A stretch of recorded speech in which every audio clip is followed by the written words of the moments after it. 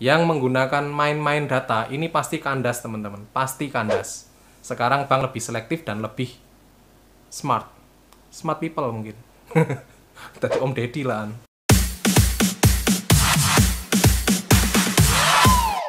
Nah, kembali lagi di sini bersama saya Douglas Wisnu di channel Rumah Amanah, rumah murah Sidoarjo yang keren-keren.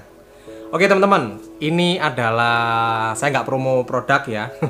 Tapi di sini saya mau ngajak diskusi buat teman-teman. Kalau misal ada yang kurang lengkap, silahkan komen di bawah. Silahkan teman-teman lengkapin. Bahan diskusi kita kali ini adalah bagaimana menyiapkan data yang disukai oleh perbankan. Memang saat ini maju dalam perbankan ini cukup sulit. Ya saya kurang tahu seperti yang pernah saya bahas. Apakah ini dampak dari pandemi ataukah memang sekarang perbankan mempunyai kebijakan khusus sehingga data-datanya ini benar-benar harus valid. Bahkan ada nih beberapa orang-orang ya kita tahu lah ya, yang menggunakan main-main data ini pasti kandas teman-teman, pasti kandas. Sekarang bank lebih selektif dan lebih smart people mungkin. Tadi Om Deddy lah. Jadi ini mungkin bisa diterapkan teman-teman dari sekarang, mumpung ini akhir tahun. Yang pertama teman-teman, memilih rumah inden. Saat memilih sebuah proyek yang sudah bekerja sama dengan bank atau PKS dengan bank, pastikan proyeknya itu inden. Karena kenapa teman-teman? Kalau sekarang teman-teman masuk langsung, ini seleksinya cukup padat dan teman-teman nggak punya kesempatan untuk mempersiapkan data. Jadi yang pertama, pilih produk yang inden. Selain harganya murah, teman-teman punya kesempatan untuk menyiapkan data. Oke? Lanjut tips yang kedua. Setelah teman-teman mengetahui nilai harganya berapa, teman-teman langsung hitung DP-nya yang teman-teman perlu persiapkan senilai 20%.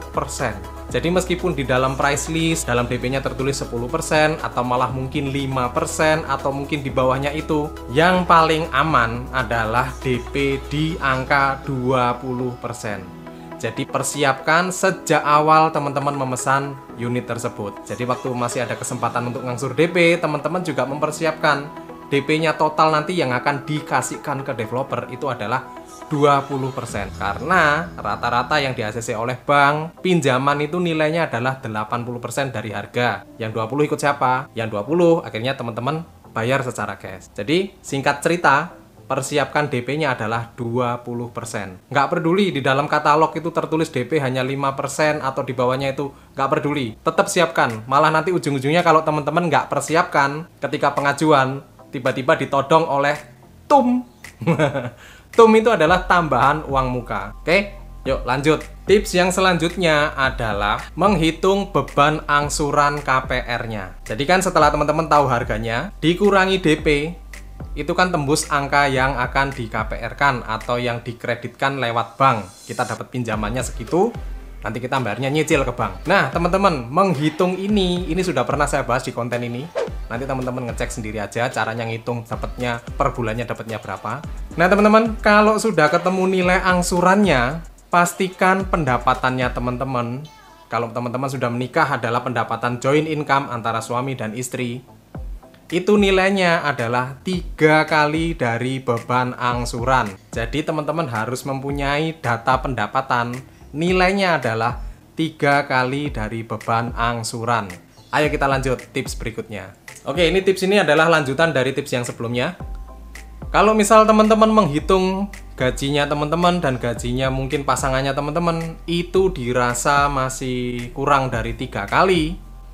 Nah, teman-teman kan punya nih, biasanya ada yang tidak ditransfer atau pendapatan di luar slip gaji lah, istilahnya kayak tunjangan seperti itu teman-teman. Mintalah bukti secara tertulis, entah dalam wujud kwitansi, entah dalam wujud ya kayak erek-erekan lah mengetahui HRD.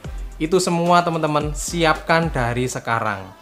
Minimal selama 6 bulan terakhir sebelum teman-teman pengajuan KPR. Tunjangan misal ada kunjungan, nah itu kunjungan kan biasanya lumayan nih dapatnya, kunjungan ke beberapa titik. Itu kan ada dikasihnya nggak lewat slip gaji, biasanya dikasihnya secara cash.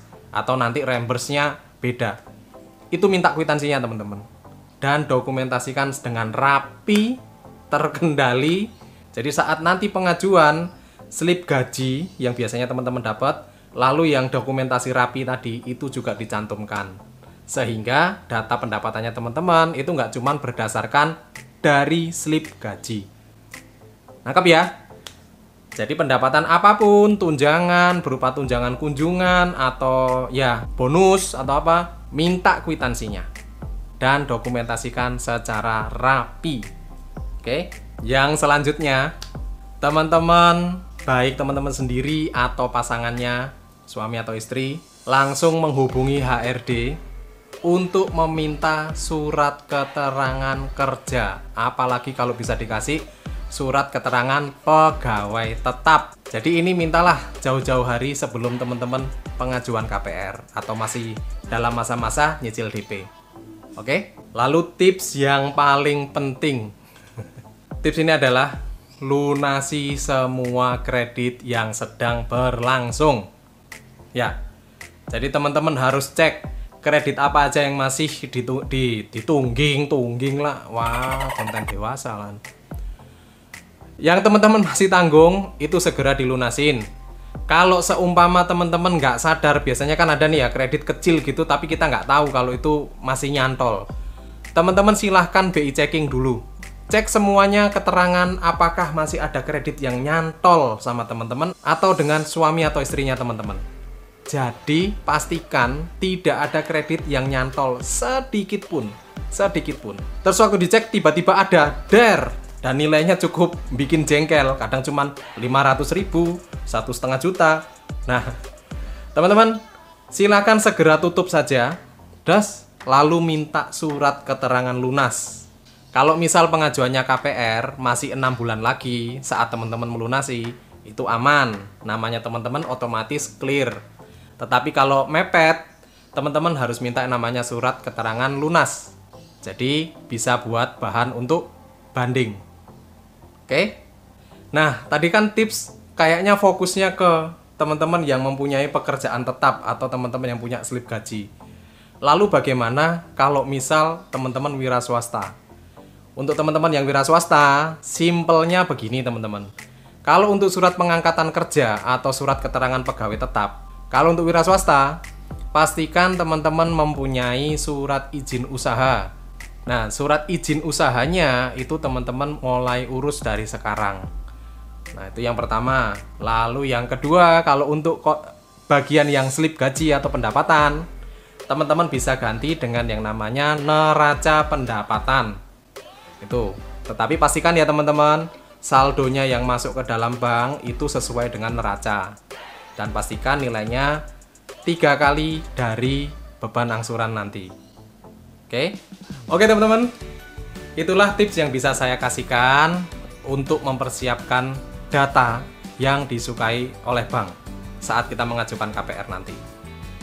Ya, saya tahu untuk saat ini maju dalam KPR ini cukup sulit, tetapi teman-teman bisa persiapkan ini untuk kedepannya nanti. Kalau misal di tahun depan, amin, semua kondisi sudah membaik, semua kondisi sudah kembali normal, kita semua bisa sama-sama punya rumah.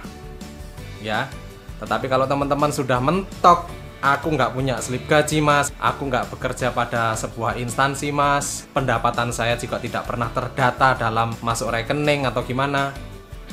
Ya, kalau seperti ini, teman-teman pilihannya cuman kredit in-house. Tapi pastikan, saya nggak akan pernah lelah mengucapkan ini, pastikan dalam transaksi setelah DP lunas atau pembayaran lunas, pastikan ada yang namanya PPJB dari notaris atau PPAT. Ya, pastikan ada itu karena ini yang pegangan hukumnya teman-teman. Tapi kalau males ribet, males nyari, ya udah klik link yang ada di atas ini. Asli ini promo, Pak. Oke teman-teman, saya Douglas Wisnu pamit dulu. Terima kasih, semoga bermanfaat. Apa itu? Setan. Panah anakku.